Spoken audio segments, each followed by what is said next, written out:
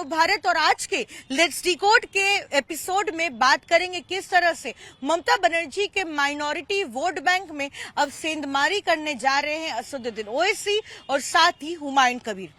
ममता बनर्जी की अगर हम इतिहास के बारे में बात करें और किस तरह से इस बार चौथी बार के लिए चुनाव लड़ रही है मुख्यमंत्री के पद के लिए और बंगाल को जीतने के लिए, आपको बताते हैं कि जितने भी विधानसभा के चुनाव हुए हैं जिसमें ममता बनर्जी ने जीत हासिल की हो, चाहे 2011 हो, 2016 हो या फिर 2021 हो, इन तीनों चुनावों में हमने देखा है किस तरह से जो माइनॉरिटी वोट है, जो मुस्लिम कम्युनिटी के जो वोट है, वो एक साथ एकजुट होकर ममता बनर्जी को अपना वोट देते हैं। काफी हद तक ये भी माना जाता है कि 34 साल के वामपंथी के कार्यकाल के बाद जब तृणमूल कांग्रेस की सरकार बनी पश्चिम बंगाल में, तो तब ममता बनर्जी के जीत के पीछे बड़ा हाथ था उस माइनॉरिटी वोट का भी। और ऐसे में लगातार ममता बनर्जी जब 3 बार मुख्यमंत्री बनी तब इसका काफी श्रेय भी जाता है माइनॉरिटी वोट को। और इस बार जहां फिर एक बार ममता बनर्जी चुनावी मैदान में उतरी है,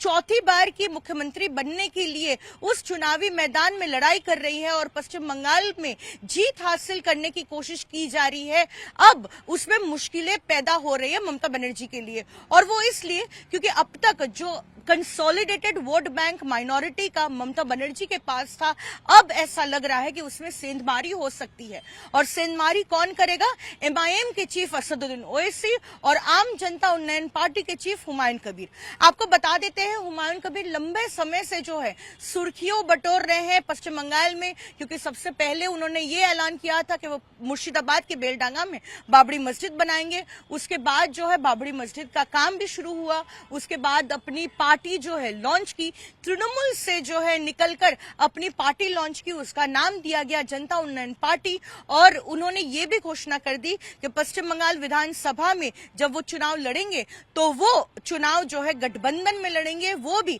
एमआईएम के साथ। उसके बाद ही हमने देखा है कि किस तरह से असदुद्दीन ओवैसी ने 2-3 दिन पहले ही ये घोषणा कर दी कि उनका जो अलायंस है हुमायूं कबीर के साथ वो बिल्कुल पक्का है और दोनों एक साथ मिलकर पश्चिम बंगाल में जहां 30% जो माइनॉरिटी पॉपुलेशन है उनके वोट पाने की कोशिश करेंगे और जीत हासिल करने की कोशिश करेंगे। असदुद्दीन ओवैसी ने साथ में ये भी कहा और आरोप लगाया ममता बनर्जी पर कि पिछले इतने सालों के तृणमूल के कार्यकाल में माइनॉरिटी कम्युनिटी के लिए ज्यादा कुछ नहीं किया गया, पिछड़ी जो है जातियों के लिए कुछ नहीं किया गया, ओबीसी के लिए नहीं किया गया। और यहाँ क्योंकि हुमायूं कबीर और असदुद्दीन ओवैसी एक साथ आए हैं तो इनकी नजर जो है बिल्कुल उस माइनॉरिटी कम्युनिटी के वोटों पर है जो अब तक ममता बनर्जी को मिलता रहा है। कहा यह भी जा रहा है कि जब ये दोनों पार्टी मिलकर चुनावी मैदान में अपने उम्मीदवारों को उतारेंगे तो मालदा, मुर्शिदाबाद जैसे इलाकों में जो माइनॉरिटी डोमिनेटेड इलाके हैं और जिले हैं, वहां पर वोट सिर्फ नहीं लेकिन सीट भी हासिल कर पाएंगे। ऐसे में कोशिश ये होगी कि हुमायूं कबीर के साथ जब असदुद्दीन ओवैसी एक साथ एकजुट होकर चुनाव लड़ेंगे तब ममता बनर्जी का जो टैली रहता है हमेशा, और जिस तरह से ममता बनर्जी को मुस्लिम डोमिनेटेड इलाकों में जो सीटें जीतती हैं, वो टैली जो है इस बार शायद कम भी हो सकता है। अब बड़े ही शक्ति के साथ दोनों पार्टी एमआईएम और साथ ही आम जनता उन्नयन पार्टी जो है एक साथ चुनावी मैदान में उतरी है। कल हम एक्सपेक्ट कर रहे हैं कि एक बड़ी घोषणा भी की जाएगी, क्योंकि असदुद्दीन ओवैसी पश्चिम बंगाल के दौरे पर होंगे और एक जॉइंट प्रेस कॉन्फ्रेंस भी करेंगे हुमायूं कबीर के साथ। और उनका ऑब्जेक्टिव क्या होगा, आखिरकार बंगाल के माइनॉरिटी पॉपुलेशन के लिए क्या मैसेज होगा, क्या पॉलिटिकल मैसेजिंग करेंगे, किस तरह से यहां पर वोट बटोरने की कोशिश करेंगे और क्यों उनके लिए जितना बेहद इंपॉर्टेंट होगा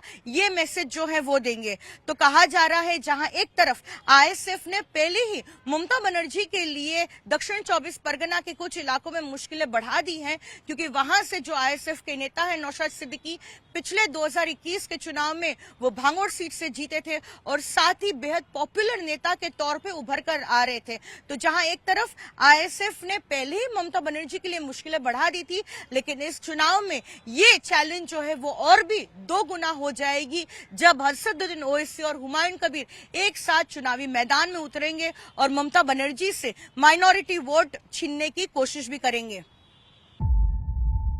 जीरो हमने इन्वेंट किया, हमने बताया दुनिया को, जहां योग है